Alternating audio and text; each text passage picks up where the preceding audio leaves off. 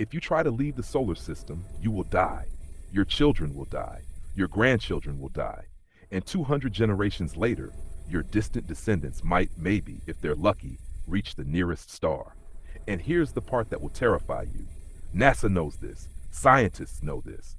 But they keep the dream alive because the truth is too uncomfortable. Today, I'm going to prove to you, with actual numbers and physics that can't be argued with, that humans are trapped in the solar system forever. And honestly, by the end of this video, you might realize that's not the worst thing in the world. But first, you need to understand just how impossibly, incomprehensibly huge space actually is. Before we go any further, hit that subscribe button and turn on notifications, because what I'm about to show you will destroy every sci-fi fantasy you've ever had about exploring the stars. And once you see these numbers, you'll never look at space the same way again. Let's start with something that sounds simple. The nearest star to our sun, Proxima Centauri. It's 4.2 light years away, and that single number is the key to understanding our cosmic prison. A light year isn't a unit of time, it's distance. It's how far light travels in 1 year, and light moves at 300,000 kilometers per second. That's the fastest thing in the universe. Nothing, according to the laws of physics, can move faster. Einstein proved it. The universe has a speed limit, and it's absolute. So, if light, moving at the cosmic speed limit, takes 4.2 years to reach Proxima Centauri, how long would it take us? Here's where it gets brutal. The fastest spacecraft humanity has ever built is the Parker Solar Probe, launched in 2018. At its maximum velocity, it hits 190 kilometers per second. That's nearly 700,000 kilometers per hour, faster than anything we've ever created, a triumph of human engineering. And at that speed, the journey to Proxima Centauri would take 6,700 years. Let that sink in for a moment. 6,700 years. All of recorded human history, from the first cities to right now, is shorter than that journey. The pyramids are only 4,500 years old. Written language is maybe 5,000 years old. Agriculture, civilization, everything we call human culture would rise and fall multiple times during that trip. And you'd still be out there, drifting through the endless void, alone. Drop a comment right now if you're starting to understand just how trapped we really are, because it gets so much worse. And we don't even know if there's anything worth going to. Proxima Centauri has a planet, Proxima b. It's in the habitable zone, but we have no clue if it has water, no idea if it has an atmosphere. For all we know, it's a radiation-scorched wasteland that would kill you the second you stepped outside your ship. But let's say you wanted to aim for something better. Somewhere we know has multiple potentially habitable planets, like TRAPPIST-1. 7 Earth-sized worlds, 3 of them in the habitable zone. That's 39 light years away. Using our fastest ship, that's a 63,000-year journey. Before humans left Africa, before we discovered fire, before language existed. Your entire species would evolve during that trip. But here's where things go from impossible to nightmare. Let's pretend we're okay with those timescales. Let's say we build a generation ship, a massive vessel designed to keep humans alive for thousands of years. Surely we could do that, right? Wrong. And this is the part NASA doesn't like to emphasize. First problem, fuel. Rockets need propulsion, and propulsion needs fuel. Even with nuclear or ion drives, the most efficient systems we can imagine, fuel degrades. Systems fail. You can't just pull over for a refill when you're 3,000 years into a 6,000-year journey. Second problem, the ship itself. Metal fatigues. Electronics fail. Circuits degrade. We're not talking about a road trip where you fix things along the way. Every single system has to work perfectly for millennia. One critical failure, one irreparable breakdown, and everyone dies. Third problem, radiation. Cosmic rays and solar particles bombard everything constantly. There's no atmosphere to protect you, no magnetic field, just endless, invisible high-energy particles slowly destroying every circuit, every metal panel, every strand of DNA. Over thousands of years, that adds up to catastrophic damage. But wait, it gets worse. The human problem. If the journey takes 6,000 years, the people who leave Earth will never see the destination. Their children won't see it. Their great-great-great-grandchildren won't see it. You're talking about 200 generations being born, living, and dying inside a metal tube. Think about what that actually means. You're born on a ship. You grow up on a ship. You have children on a ship. You grow old on a ship. You die on a ship. And you never ever see the destination. Your entire life's purpose is to keep the ship running so that your distant descendants, people you'll never meet, might reach a planet you'll never see. You'll never feel a real breeze, never see a real sky, never meet anyone outside the same few hundred people trapped with you. Every friendship, every relationship, every human interaction you'll ever have is confined to this tiny metal prison hurtling through the void. How long before people go insane? How long before the social structure collapses? How long before someone asks, why are we even doing this, and sabotages the entire mission? Comment below if you think humans could actually survive that, or if we're just lying to ourselves. Now maybe you're thinking, what about cryogenic sleep? Just freeze everyone and wake them up at the destination. Problem solved. Except we can't do that. We can't even freeze and successfully revive a single human being right now without massive cellular damage. Ice crystals form inside cells and tear them apart. And even if we somehow solve that problem, who maintains the ship while everyone's frozen? You'd need automated systems running flawlessly for thousands of years with zero human oversight. One software bug, one hardware malfunction, one tiny piece of space debris punching through the hull, and everyone dies in their sleep, never knowing what went wrong. Their frozen bodies would just drift through space forever, a tomb flying through the darkness. Okay, so what about the technologies we haven't invented yet? This is where people bring up warp drives, wormholes, faster than light travel. Surely those are possible, right? Here's the truth. Physicists don't like to shout from the rooftops. Those technologies might be fundamentally impossible, not difficult, not expensive. Impossible. Warp drives sound amazing in Star Trek, but they require something called exotic matter with negative mass. We've never observed negative mass. We don't know if it can even exist in our universe. And even if it somehow does, the energy requirements would be insane. We're talking about harnessing the mass energy equivalent of entire stars, not solar panels, not nuclear reactors. Stars, plural.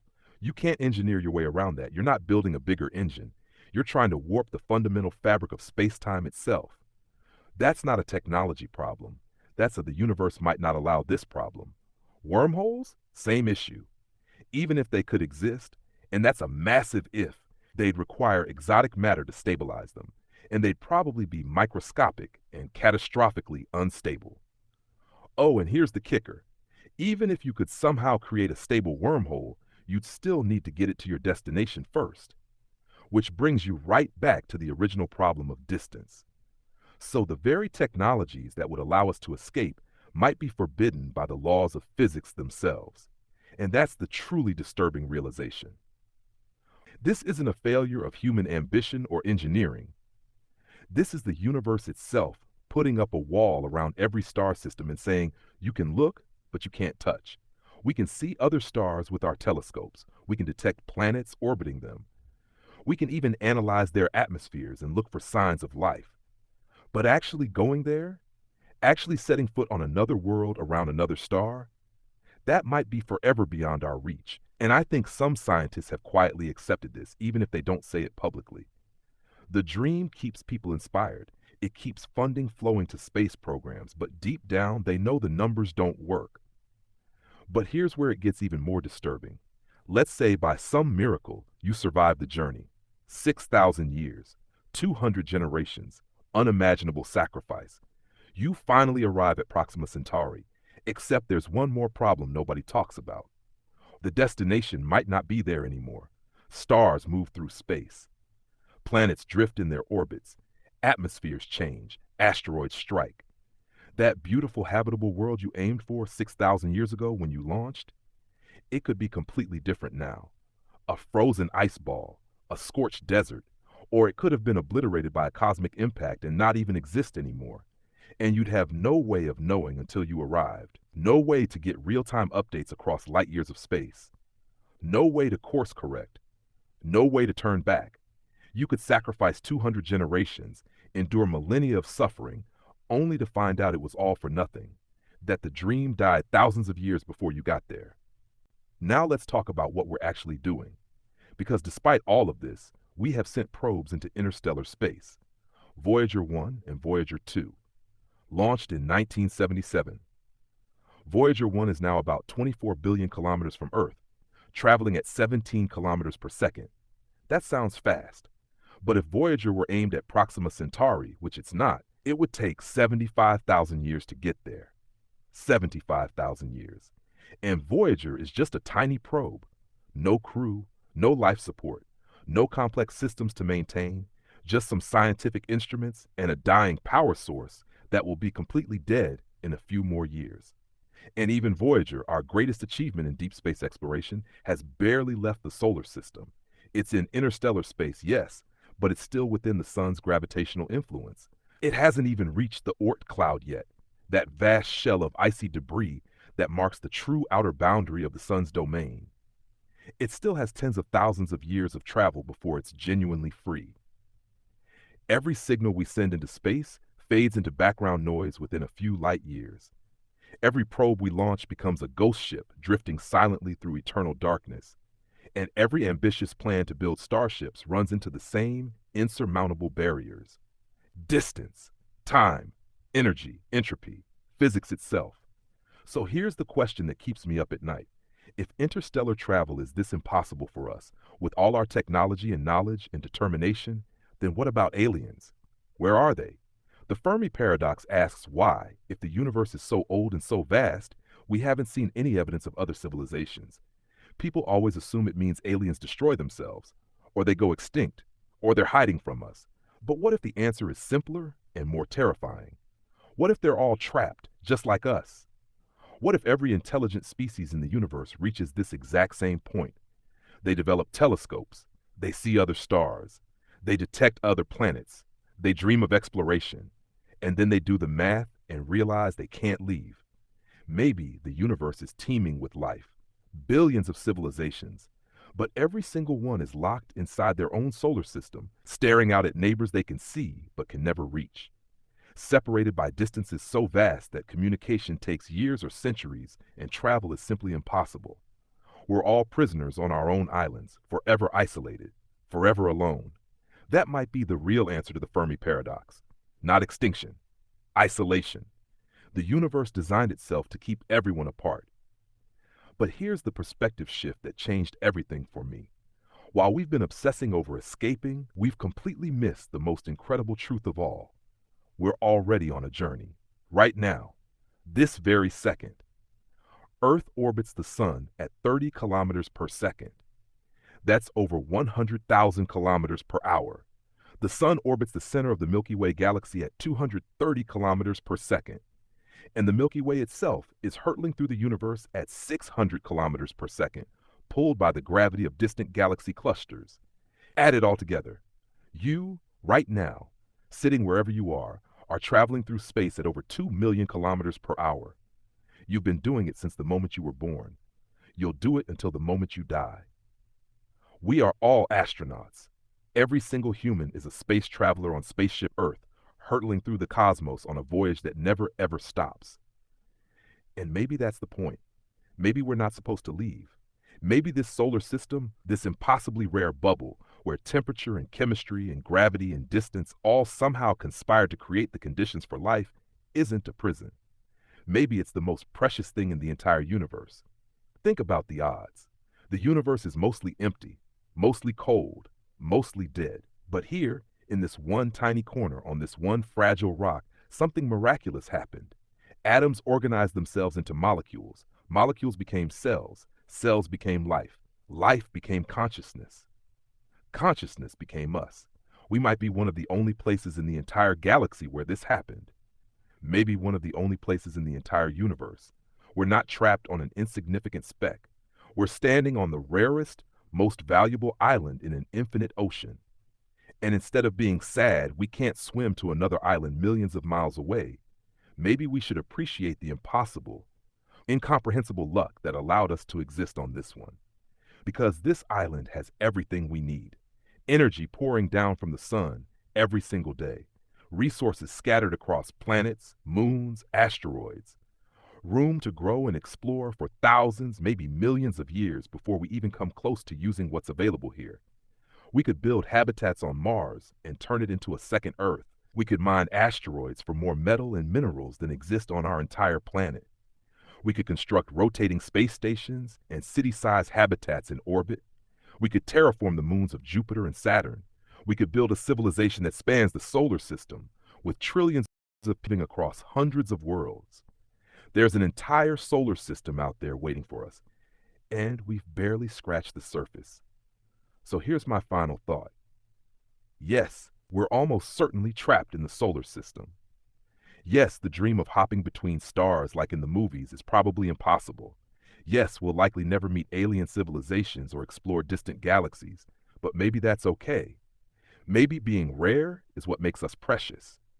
Maybe being isolated is what makes us special. Maybe this one fragile island in the cosmic ocean is the most important place that has ever existed. If you made it this far, drop a comment.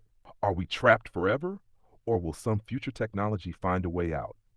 And honestly, if we're stuck here, is that really such a terrible thing? Hit that subscribe button and turn on notifications because the Curiosity Beast is all about exploring the biggest, most mind-bending questions in science and existence. We're not just a channel. We're a community of people who refuse to accept easy answers.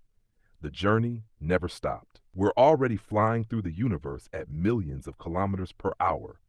We're already explorers. We're already on the greatest voyage ever undertaken. We just need to open our eyes and appreciate the ride. Thanks for watching. Stay curious, and I'll see you in the next one.